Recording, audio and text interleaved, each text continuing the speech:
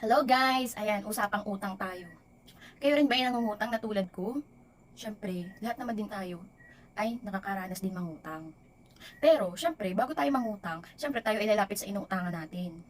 Yung mga inuutangan natin, kaya tayo pinapautang, minsan may malasakit sila sa atin, naaawa, ganun. Kaya pag tayo pinautang, matuto tayong magpasalamat, hindi yung pagdating ng oras ng singilan na ang nangyayari, parang kasalanan pa nung nagpautang kung bakit kayo pinautang.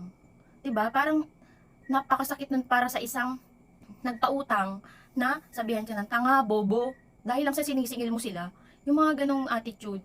Sana naman, pag nangutang kayo, marunong kayo magbayad. Hindi yung pagdating ng oras, kayo pa yung matapang.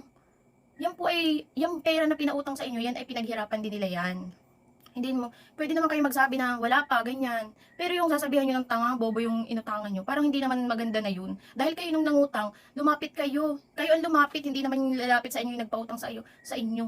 Kayo ang lumapit syempre, kaya kayo binigyan. Tapos pagdating ng singilan na at kayo na ang nilalapitan ng inutangan nyo, abay kayo pa ang galit. Parang kasalanan pa nung nagpautang na kayo pinautang. Sana naman matuto, pag nag-utang, matutong magbayad. Ako'y nangungutang din, pero ako'y marunong magbayad. Huwag niyo namang ugaliin na pinangakuan na nga, gusto panto pa rin. Huwag naman ganun. Dahil lahat ng pera yun natin, yan, pinapaikot-ikot lang yan. Para tumubo, dumami.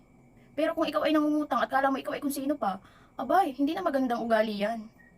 Pag nangungutang, parang mga maamong tupa na mababait, lalapit sa iyo, tapos pagdating ng oras, ikaw ang maniningil, kala mo pa mga dragon, tigre, na sila pa ang may ganang magalit. Nakakasama ng loob yung mga ganyang attitude ng tao.